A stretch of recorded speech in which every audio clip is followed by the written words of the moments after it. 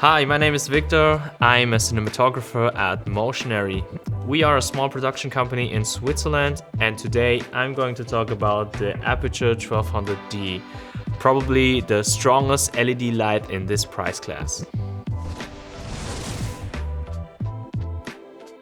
First, I'm going to show you what you're going to get in the box, then I'll go through some specs. After that, I'm going to show you some of the tests with it inside and outside, and at the end I will give you my personal opinion on this lamp. Unfortunately, the lamp is currently out of stock everywhere, but we got lucky and we could grab one for ourselves. That's why I'm trying to give you a look at the lamp and maybe if this is something you want to spend your money on. The light comes in a big transportation case, which has everything you need to operate the light.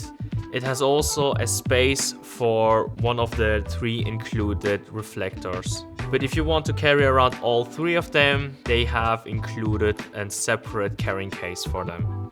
The head cable is 7.5 meters long, which is much longer than the one included in the 600D. They also made improvements to the control box. The power is now located on the side, which is much more accessible. You can also mount it on 2 sides. You have the mounting plates here and there. And if you want to change the light, you can change it with the dial in 0.1 increments, or if you tap it, it will change in 20% increments. And the protection cap is now in red. So in case you forget to remove the cap, it will light up the scene in red. The light is also IP54 water and dust resistant, so it is possible to use it in the rain. They even claim it in their product video.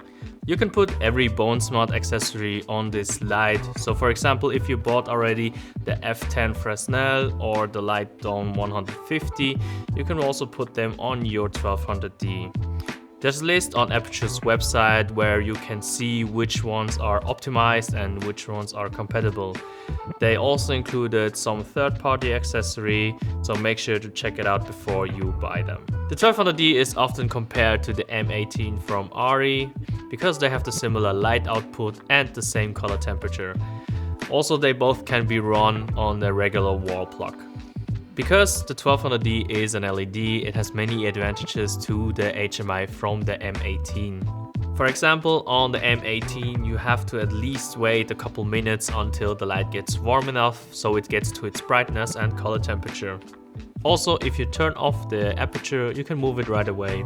With the M18, with the HMI, you have to at least wait a couple minutes so the lamp can cool down and you can move it, otherwise there's a chance you can damage it. The lamp is also quite expensive with a price tag of $560. Speaking of the price, the 1200D is also much cheaper than the M18. Because we don't have a M18, we compared the 1200D with the 600D.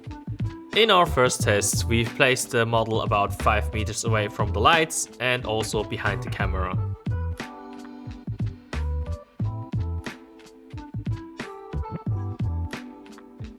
In the second one, we've placed the light at a 45-degree angle.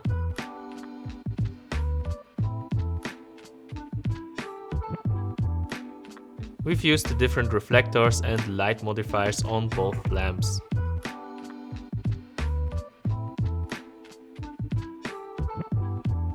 As you can see, the reflectors make a huge difference how the light gets focused.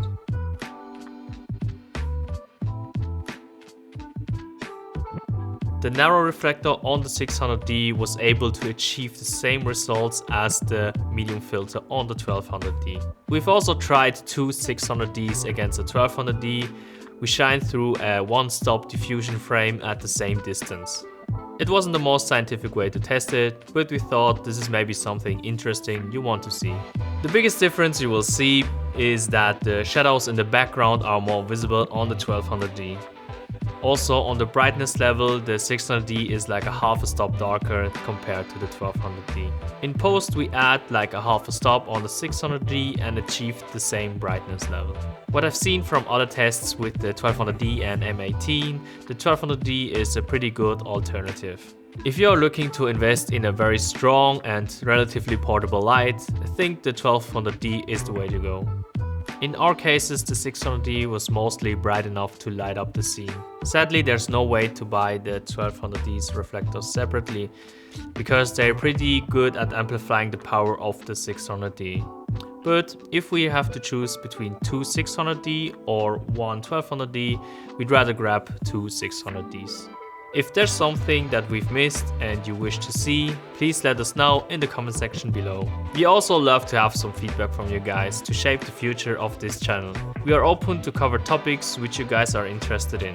That's it for our first video. Thank you guys for watching, and I will see you in the next one.